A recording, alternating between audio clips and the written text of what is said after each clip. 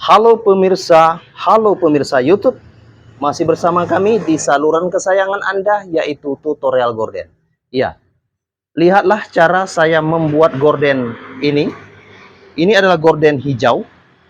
Cara saya membuatnya, saya akan masukkan ke playlist tutorial gorden. Dan lihatlah, bagian gelombang gorden ini adalah bagian kiri gelombang kecil dan bagian kanan adalah gelombang besar. Perbedaannya ada dua. Pertama, yang bagian gelombang besar berlubang, bagian atas, ini ada lubangnya ya. Kemudian bagian gelombang kecil tidak ada lubang. Artinya saya jahit ke bagian atas. Oke.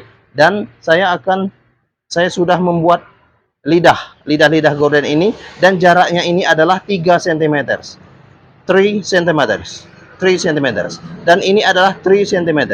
3 cm. Seluruhnya jaraknya adalah 3 cm. Menggunakan ukuran dengan jarak 3 cm, dan lihatlah hasilnya seperti ini. Lebarnya adalah 160 cm. Oke.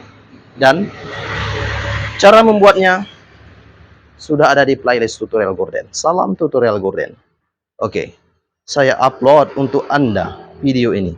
Salam tutorial gorden. I love you.